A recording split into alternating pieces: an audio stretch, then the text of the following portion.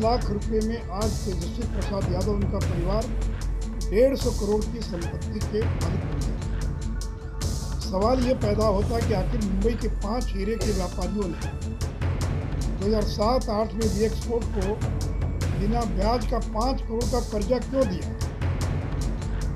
सवाल नंबर 2, तेजस्वी यादव ने 4 करोड़ 10 लाख रुपया कर्जा दिया और 1 करोड़ का कर्जा दिया चंदा यादव ने। ये आपने कर्जा दिया तो पैसा कहाँ से आया? आप तो गरीब परिवार में पैदा हुए, आपके पास 4 करोड़ 10 लाख रुपया कर्जा देने के पैसा कहाँ से आया?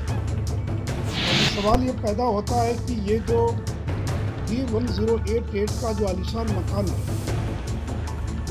इसको खरीदा कैसे गया, पैसा कहाँ से आया? नमस्कार, आप देख रहे हैं लाइव सिटीज। मैं हूं आपके स्टार शिवम। बिहार के पूर्व उप मुख्यमंत्री और बीजेपी से राज्यसभा सांसद सुशील कुमार मोदी ने उप मुख्यमंत्री तेजस्वी यादव को लेकर बड़ा खुलासा किया है और उन्होंने साफ तौर पे यह कहा है कि आपने न्यू फ्रेंड्स कॉलोनी का जो बंगला जिसका कीमत 150 करोड़ रुपए है वो 4 लाख में कैसे खरीदा। इसका खुलासा सुशील कुमार मोदी कर रहे हैं। क्या कुछ कह रहे हैं, पहले आप वो सुने। तो सवाल ये पैदा होता है कि ये जो D1088 का जो आलीशान मकान है, इसको खरीदा कैसे गया, पैसा कहाँ से आया?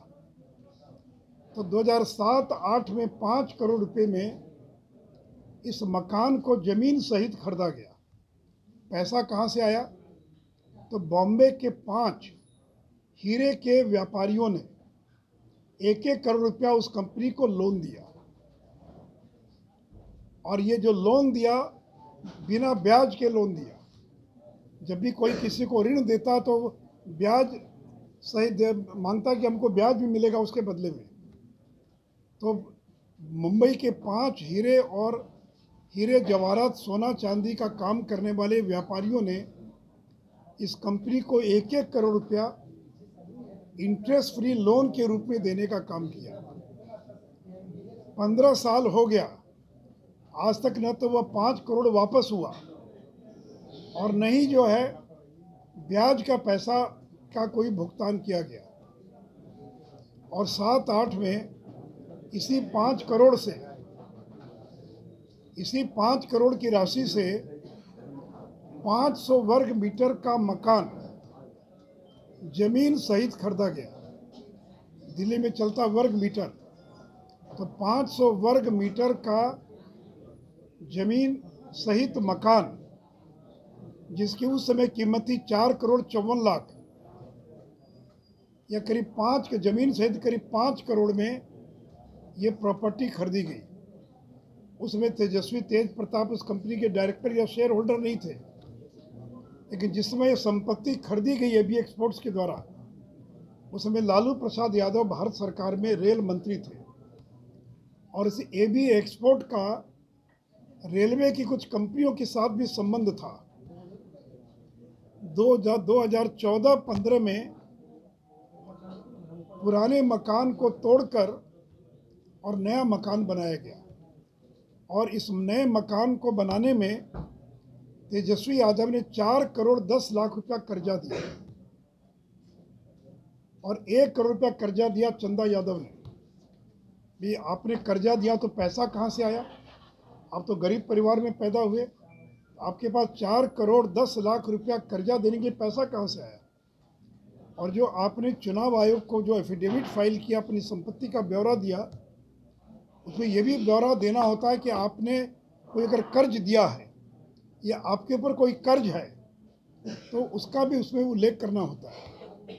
तो 2017-18 में तेजस्वी यादव ने 4 करोड़ 10 लाख का कर्जा एबी एक्सपोर्ट को दिया, लेकिन उनके एफिडेविट में कहीं कोई उसका जिक्र नहीं है।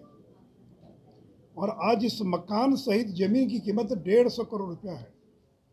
इनकम टैक्स ने जब उन 5 कंपनियों की जांच की कि वो कौन 5 कंपनियां थी जिन्होंने 1-1 करोड़ रुपया कर्जा दिया, तो मुंबई के पते पर जब जांच किया गया तो सारी कंपनियां फर्जी पाई गई। उस पते पर कोई कंपनी एग्जिस्ट नहीं करती है, कंपनी रजिस्टर्ड जरूर है लेकिन कोई व्यापार नहीं, कुछ नहीं, और पूरा मामला फर्जीवाड़ा पाया गया। यानी लालू के परिवार ने ही किसी से पैसा लेकर उन कंपनियों के माध्यम से एबी एक्सपोर्ट को पैसा दिलवा दिया और उस पैसे से मकान खरीद लिया गया और बाद में उसकी शेयर होल्डिंग और डायरेक्टरशिप लेकर उस कंपनी के वो मालिक बन गए। यानी 4 लाख रुपए में आज तेजस्वी प्रसाद यादव उनका परिवार 150 करोड़ की संपत्ति के मालिक बन गए। सवाल ये पैदा होता है कि आखिर मुंबई के 5 हीरे के व्यापारियों ने 2007-8 में बी एक्सपोर्ट को बिना ब्याज का 5 करोड़ का कर्जा क्यों दिया। सवाल नंबर 2, द्वारा न तो 5 करोड़ का मूलधन वापस किया गया, नहीं ब्याज मद के किसी पैसे का भुगतान किया गया। और ये जो एबी एक्सपोर्ट है ये पहले प्रेमचंद गुप्ता से जुड़ी कंपनी थी। तो प्रेमचंद गुप्ता, मालूम है कौन है प्रेमचंद गुप्ता? राज्यसभा के सांसद हैं राष्ट्रीय जनता दल के। तो आखिर प्रेमचंद गुप्ता, ओम प्रकाश कात्याल और जैसे व्यापारियों ने क्यों अपनी कंपनी लालू परिवार को सौंप दी? या अमित कात्याल के पिता हैं ओम प्रकाश कात्याल। तो आखिर प्रेमचंद गुप्ता ने, अमित कात्याल ने, इन परिवारों ने अपनी कंपनी क्यों सौंप दी लालू प्रसाद यादव को? 2010-11 में तेजस्वी यादव को मात्र 4 लाख रुपए में इस कंपनी के 97% शेयर तथा चंदा यादव को 7,000 में शेष 3% शेयर क्यों सौंप दिए गए? क्या ये सच नहीं है कि मात्र 4 लाख रुपए की पूंजी लगाकर आज तेजस्वी यादव इस 150 करोड़ की संपत्ति के मालिक हैं? मित्रों, आयकर विभाग ने 2017 में इस संपत्ति को बेनामी संपत्ति घोषित कर दिया। यानी ये जो D1088 है ये अटैच्ड है, इसको जब्त किया जा चुका है। इसको कोई खरीद बेच नहीं सकता है, उसमें कोई रह सकते हैं लेकिन उसकी कोई खरीद बिक्री नहीं हो सकती है।